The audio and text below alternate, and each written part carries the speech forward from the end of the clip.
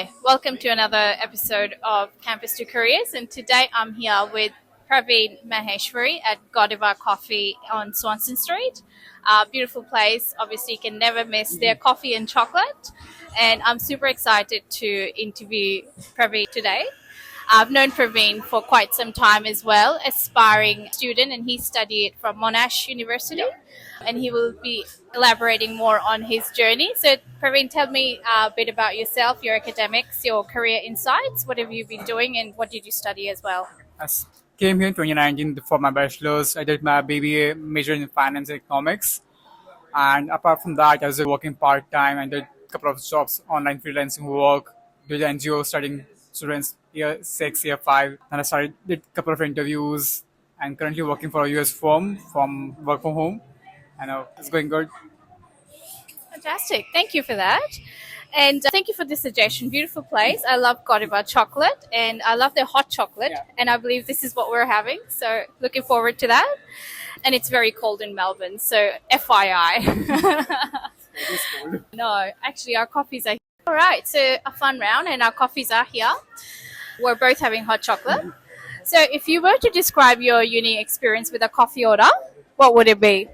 My uni was pretty good. I love my uni, except COVID times. I just studied for a year before COVID. Then I really loved that. Really, experience was so amazing. The opportunities, the collaborations with other clubs, the societies, where international students get together, events. Every other there's another event to mix up, to meet people, and so opportunity to connect with higher level people, experts from the fields, practical experience, which is I learned a lot.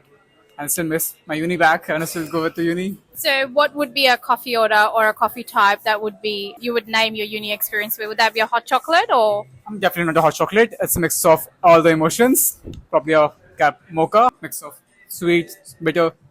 A bit of chocolate, a bit of coffee, so mocha. All right, fantastic. Thank you for that. What was your first thought when you had your first interview in Australia? That is for any role, whether casual, part-time or... So my first role was at PwC, which I wasn't expecting at all. I was given straight after uni, not even after uni. I was still in my uni last semester, which was transfer pricing department. It was pretty great to hear that.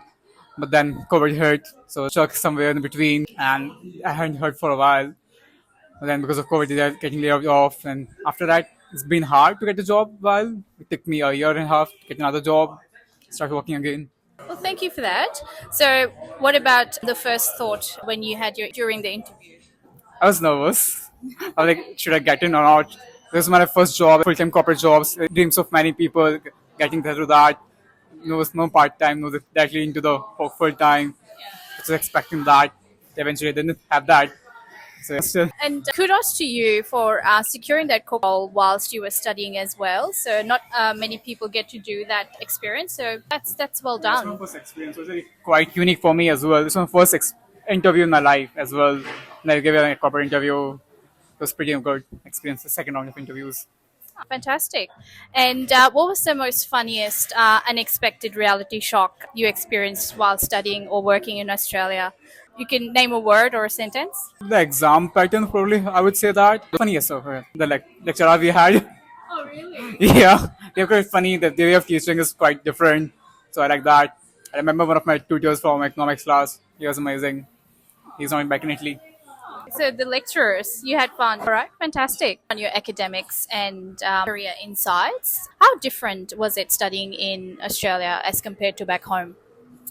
It was quite different. What we do in India, we do a more textbook reading, apart from using technology. And what we do in Australia is using laptops, notes, and everything, taking a laptop in exam. Which I don't think that's happening still in India. They prefer hard book rather than soft book. I still say prefer because that's make your base stronger. I would say that. But even changing world needs changing time of technology as well. So ebooks is easier way, save plants and environment same time. So there's a bit of technical aspects and innovative way of studying in Australia. Thank you. And what was the most fun thing about uni life in Australia?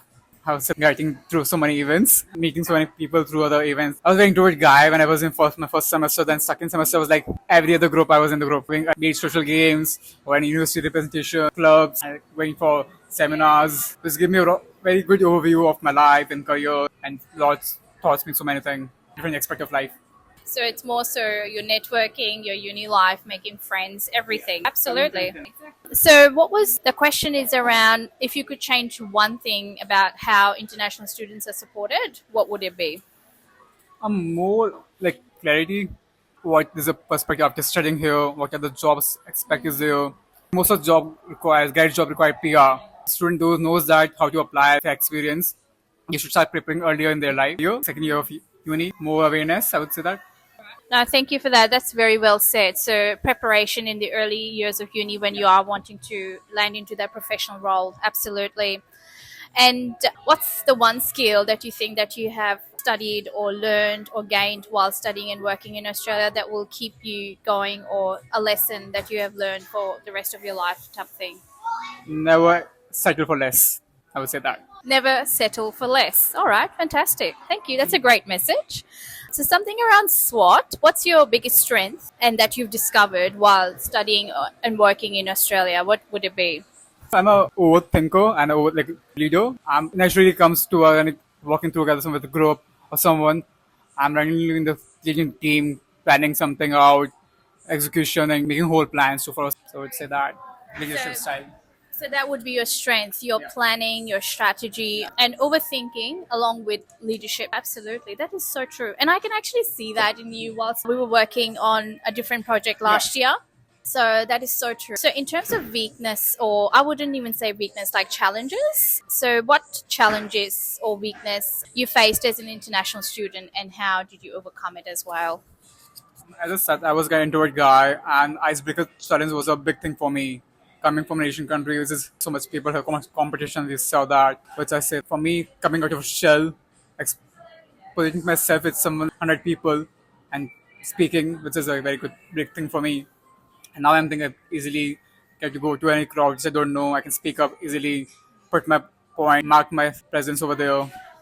That's really good that you've discovered, even as an international student, how to articulate your voice and be out there. Absolutely. And in terms of opportunities, what do you think international students, what opportunities do international students who are coming to Australia have? There are quite a lot of opportunities. It's depending on the visa situation they have. Most of the required jobs they need permanent residency or some kind of qualification of 3 to 5 years, which I said it's hard to get when you're early years of uni life or career life. So still something can be happen work around that. Either give them internship without asking for PR, which can help them getting some experience in real life. So you can get a job in full time afterwards. Interesting. That's really good. And what do you think are the threats or things that the new students who are coming to Australia need to look out for? Don't stop yourself out for anything. Make yourself available for everything. Try to go as much as you can do. Learn from anything and reach out to more people. Make connection. And because you never know, you learn from anyone, anytime. Thank you for that. Don't be shy. Also, like be a keep going guy, a girl, whatever. And just put yourself outside. Give yourself a chance. Don't think twice. Just do it. And I can certainly see you're never a shy guy, and you're the one who always reach out, network, go out for a coffee, be ready for a call. Absolutely. Getting So into culture of coffee culture of Melbourne. Getting into culture. First thing I had to learn coming to Melbourne. networking, that's so important. Absolutely. And also around the final rounds and messages or aspiration, where do you see yourself in the next 5 years? Probably working for someone in the financial service firm alongside running my own startup if I able to end up that smoothly. I want to make sure I can work both the things together at the same time.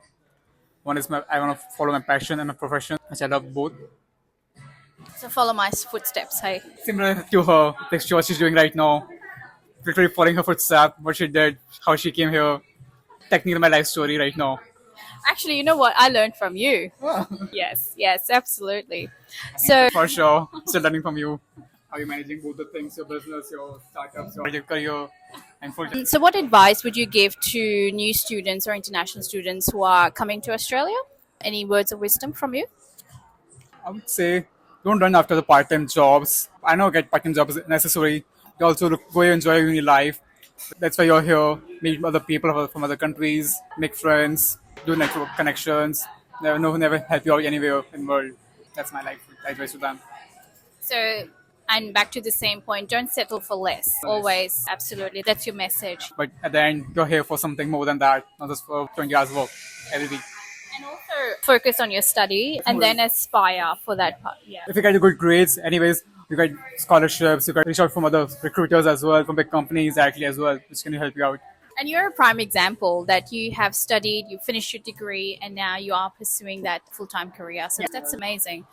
And if you were to give one message to Australian employers or recruiters, what would it be?